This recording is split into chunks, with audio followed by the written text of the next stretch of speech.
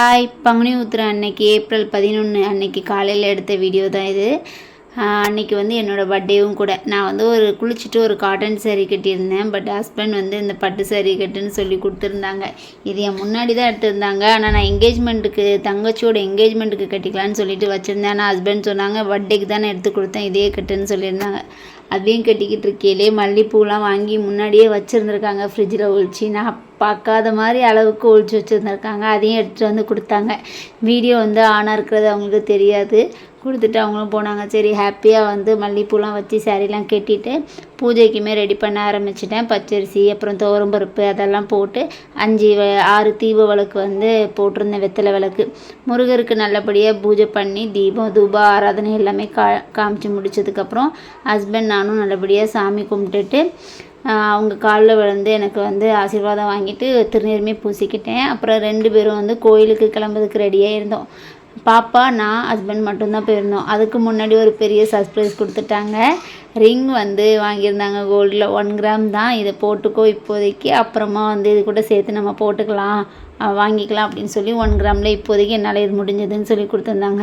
ரொம்ப ஹாப்பியாக இருந்துச்சு. அம்மா வீட்டில் போய் அப்பா அம்மாட்டையும் ஆசீர்வாதம் வாங்கிட்டு சாஸ்தாங் கோயிலுக்கு வந்து கிளம்பிட்டோம்.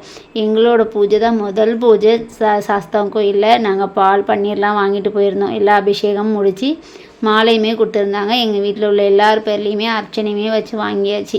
அதுவுமே ரொம்ப ஹாப்பியாக முடிஞ்சிச்சு. அன்றைக்கி டே ஃபுல்லாகவே பாசிட்டிவாக போன மாதிரி இருந்துச்சு. அப்புறம் வர வழியிலே கொஞ்சம் வயிறு பசிக்க ஆரம்பிச்சிட்டா. காஃபி குடிச்சிட்டு வடை சாப்பிட்டுட்டு பாப்பாவுக்குமே ஒரு உளுந்த வடை வாங்கி ஊட்டியாச்சு. வீட்டுக்கு வந்ததுக்கப்புறம் லட்சுமிக்கு வந்து சாப்பாடெலாம் காமிச்சு முடித்ததுக்கப்புறம் தம்பிலாம் வந்து சென்னை அப்புறம் சிங்கப்பூர்லேருந்து ஃபோன் பண்ணி விஷ் பண்ணிகிட்டு இருந்தாங்க.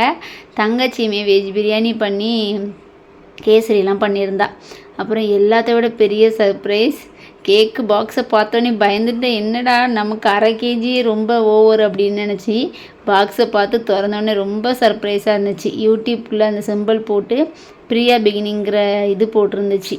ரொம்ப ஹாப்பியாக இருந்துச்சு. எல்லாருக்குமே கேக் கூட்டிகிட்டு நல்லபடியாக என்ஜாய் பண்ணிவிட்டு அன்றைக்கி டேவை பசங்க எல்லாருமே ஜாலியாக இருந்தோம்.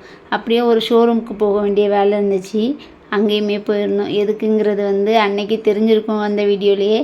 ஏசி பார்க்குறதுக்காக தான் போயிருந்தோம். சரி, இப்போவும் பார்த்துட்டு எங்கே வாங்க போகிறோம் அப்படின்னு தான் நினச்சோம். ஆனால் வாங்கியாச்சு இஎம்ஐ பிளானில். இந்த மாதிரி நம்மள மாதிரிலாம் இஎம்ஐயில் ஏதாச்சும் ஒரு பொருள் வாங்கி வச்சா தானே அது வீட்டில் இருக்கும். மொத்தமாக பே பண்ணி வாங்கினா அதெல்லாம் ரொம்ப கஷ்டம். அன்றைக்குமே வாங்கியாச்சு. ரொம்ப ஹாப்பியாக இருந்துச்சு அன்றைக்கி டே. என்னோடய வீடியோ பிடிச்சிருந்தால் மறக்காமல் சப்ஸ்கிரைப் பண்ணி என்னோடய சேனலுக்கு வந்து சப்போர்ட் பண்ணுங்கள் ஃப்ரெண்ட்ஸ். பாய், நெக்ஸ்ட் வீடியோவில் பார்க்கலாம்.